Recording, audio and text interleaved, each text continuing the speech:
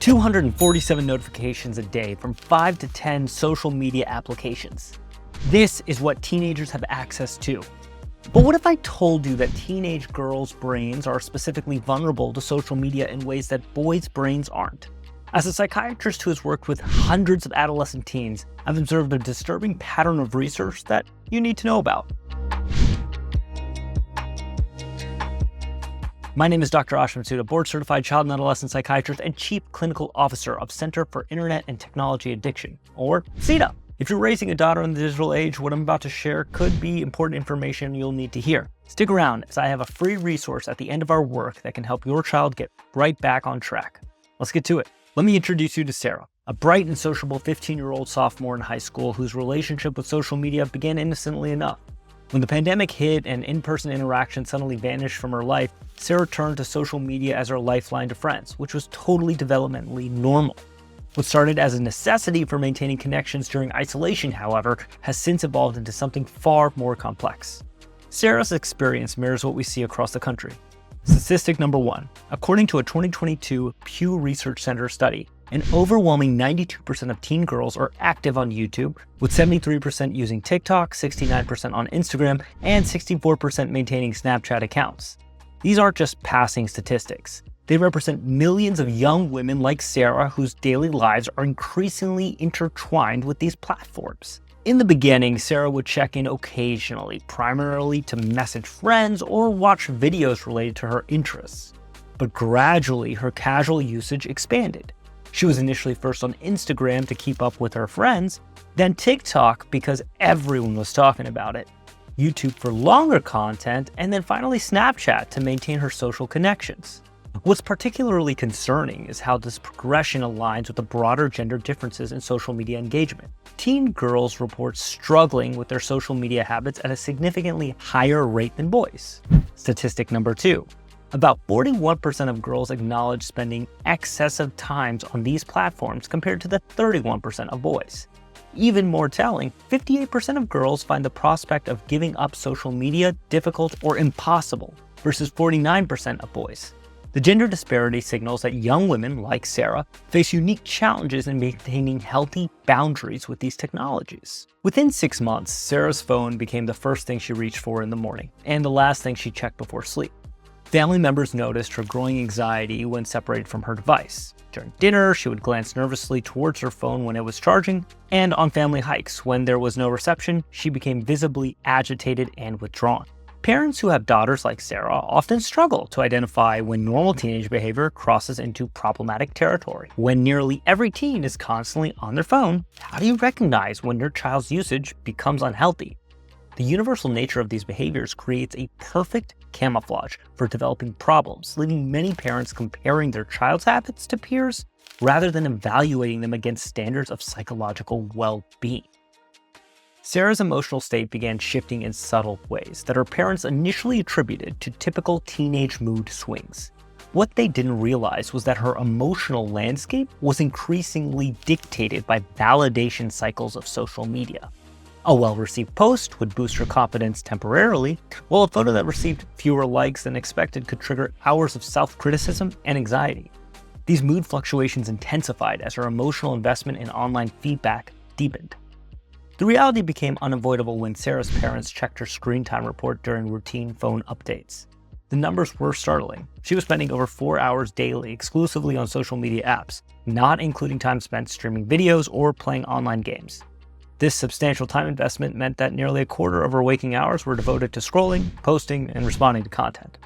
These patterns reflect a widespread phenomenon that make detection and intervention challenging. When platforms are designed to maximize engagement and nearly all peers are similarly absorbed, excessive usage becomes normalized. Parents see their child behaving like every other teenager, making it difficult to recognize when healthy engagement has transformed into dependency. What's happening with Sarah goes beyond just forming new habits. Adolescent brain processes this constant stream of content in ways fundamentally different from an adult brain. Her developing neural pathways are being shaped during critical periods when the brain is especially malleable. Each notification, each like, each moment of social comparison is programming neurologic responses that will influence her into adulthood. Before we continue to understand social media and its impact on a teenage girl's brain, I want to take a time to thank our sponsor, Aura. Sponsors are how we get to bring content to you, and how I get to work with incredible colleagues who help edit and produce these videos. As you know, I'm a psychiatrist, and I work with teenagers and their parents every day. Parents are always asking me what is a good app to get started on to protect my kids online. One I feel comfortably recommending is Aura. Aura is an online protection app that you can download, connect your kids' devices, and do a bunch of things like set screen time limits, prevent access to explicit content, and monitor for cyberbullying and scams in video games. It also alerts you if there's a registered sex offender within 1 mile of your child's device. It offers cost-effective features which you can modify to just kids or your entire family. I like it because it's simple, which makes it easy for my parents to use when they're juggling hundreds of different tasks, and can serve as a great starting point in your cyber protection journey.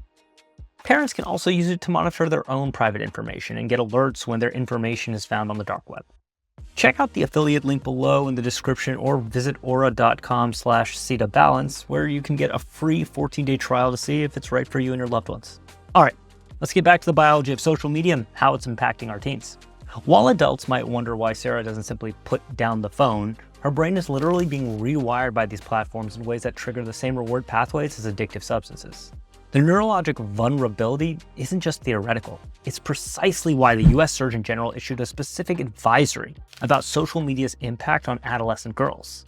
The advisory emphasizes the potential for social media to exacerbate body dissatisfaction, disordered eating behaviors, and social comparison, highlighting that these platforms pose a profound risk of harm to the mental health and well-being of children and adolescents during critical developmental stages. What makes teenage girls particularly susceptible is a distinct part of their biology. Statistic number 3.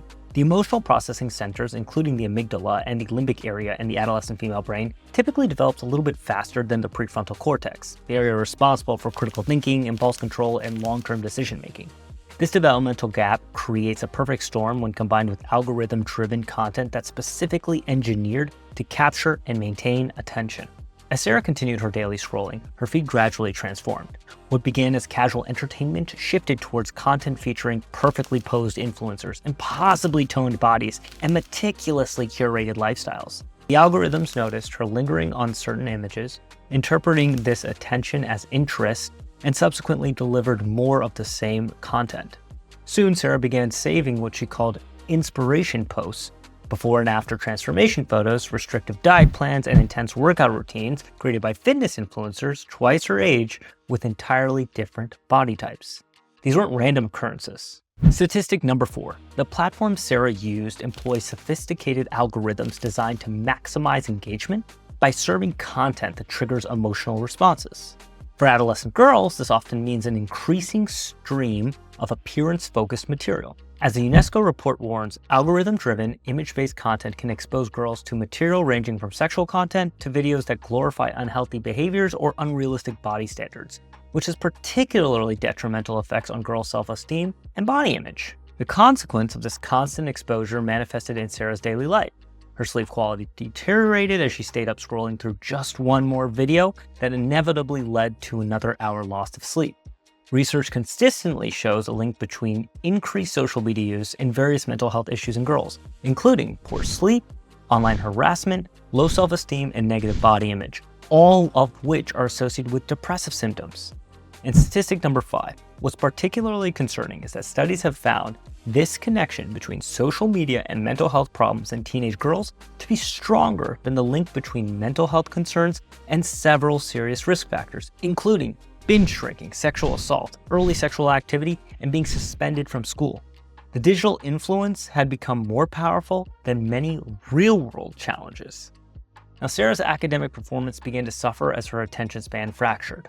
The instant gratification model of platforms like TikTok, with their short, hyper-engaging videos, made focusing on schoolwork increasingly difficult.